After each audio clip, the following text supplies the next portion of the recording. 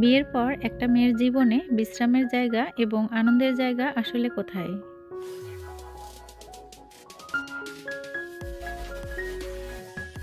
আসসালামু আলাইকুম। আমি Ayesha Siddiqa, Ayesha blog venture YouTube চ্যানেলে আপনাদের সবাইকে স্বাগত জানাই।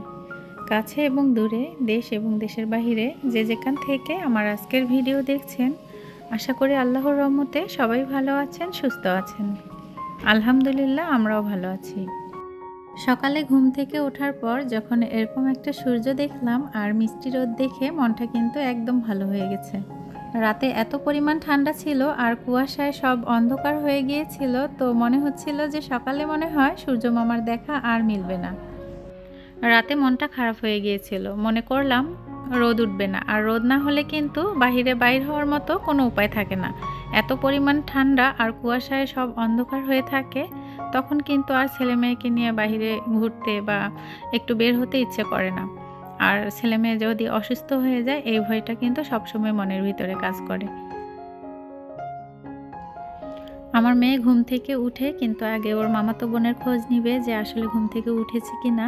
আর যদি ঘুম থেকে না উঠে থাকে তাহলে কিন্তু ও ঘুম থেকে উঠে গিয়ে ওকে ডেকে তুলে। আর এই যে এখানে ভাপা পিঠা তৈরি করছে, তো এখানে কিন্তু এসে আমি চুলার ধারে বসে আছি আর এই যে গরম গরম ভাপা পিঠা খাচ্ছিলাম। বিয়ের পর একটা মেয়ের বিশ্রামের জায়গা এবং আনন্দের জায়গা আমার কাছে মনে হয় যে বাবার বাড়ি। আসলে বাবার বাড়ি ছাড়া আমরা কিন্তু বিশ্রাম কোথাও খুঁজে পাই না। তো যখন কিন্তু এখানে আসা হয় তখন কিন্তু আর যেতে ইচ্ছে করে না। সবার ভালোবাসা, বাচ্চাদের হাসি, আনন্দ সব মিলিয়ে আর কি মনে হয় যে আর কিছুদিন যদি থাকতে পারতাম। আপনাদের ভাই আমাদের নিতে এসেছিল, কিন্তু আরমান হ্যাঁ এমন কান্না শুরু করেছে যে তারা কিন্তু এখন ঢাকাতে যেতে কোনো রকমই রাজি হচ্ছে না, যার জন্য কিন্তু আপনাদের ভাই আবার চলে গিয়েছে আর আমরা কিন্তু এখনো আছি। তো বেশ কিছুদিন থাকবো, থাকার পর কিন্তু আমরা তারপর ঢাকাতে যাব। আরফের স্কুলে 2 তারিখ থেকে 9 তারিখ পর্যন্ত ভর্তি ছিল, তো 2 তারিখেই ওর বাবা ওর ভর্তি কমপ্লিট করিয়েছে। যাই হোক, আমাদের কিন্তু এখন আর বাড়তি একটা যে ভর্তি করানোর টেনশন সেটা কিন্তু নেই। তো যেহেতু এখনও স্কুলে সেরকম একটা পুরোপুরি ক্লাস শুরু হয়নি, তাছাড়া আবহাওয়া কিন্তু অনেক বেশি সকালের দিকে ঠান্ডা থাকে, সেক্ষেত্রে আমরা সিদ্ধান্ত নিয়েছি যে আর কিছুদিন আর কি থাকবো। মা মেয়ে একসঙ্গে মিলে চুলার ধারে বসে কিন্তু ভাপা পিঠা খেয়েছিলাম। তারপরেও কিন্তু চা না খেলে কি আর হবে, তাই তো এই যে চা খেতে বসে পড়েছে। দুপুরের জন্য আম্মু আর ভাবি দুজন মিলে রান্না করেছে, আর এই যে ছেলে মেয়েকে কিন্তু কোনো রকমই ঘরে নিয়ে আসা সম্ভব হচ্ছে না, তো এই যে খাওয়ার সময় একটু জোর করে নিয়ে এসে খাওয়াতে বসিয়েছি।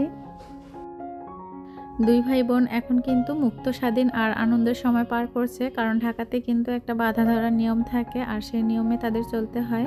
তো এখানে এসে কিন্তু এই যে খেলা করছে, আনন্দ করছে, যার জন্য কিন্তু তারা ঢাকাতে যেতে একদমই রাজি হচ্ছে না।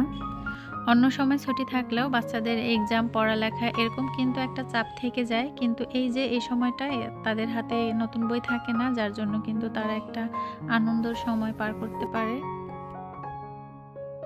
3 ভাই বোন খেলা করছে আর আমার হাতে কিন্তু একটা মোবাইল ছিল, তো আমি মোবাইলে মিউজিক অন করে রেখেছিলাম। যখন অফ করব তখন কিন্তু চেয়ারে বসে পড়তে হবে, এটাকে কিন্তু আমরা চেয়ার খেলা বলি। আর এই যে এরকম করেই কিন্তু তারা সারাটা দিন খেলা করছে, আনন্দ করছে, আর আমিও কিন্তু তাদেরকে একটু করে সময় দিচ্ছি। ধৈর্য সহকারে আমার ভিডিওটি যারা দেখছেন তাদের জন্য অসংখ্য ভালোবাসা ও দোয়া রইল। ভিডিওর কোনো অংশ যদি ভালো লেগে থাকে প্লিজ ভিডিওটিতে একটা লাইক দিবেন। যারা আমার চ্যানেলটি আজকে নতুন ভিজিট করেছেন তারা চাইলে আমার চ্যানেলটি সাবস্ক্রাইব করে রাখতে পারেন। অলরেডি যারা কাজটি করেছেন তাদেরকে অসংখ্য ধন্যবাদ জানাচ্ছি। আজ এই পর্যন্তই। আসসালামু আলাইকুম, আল্লাহ হাফেজ।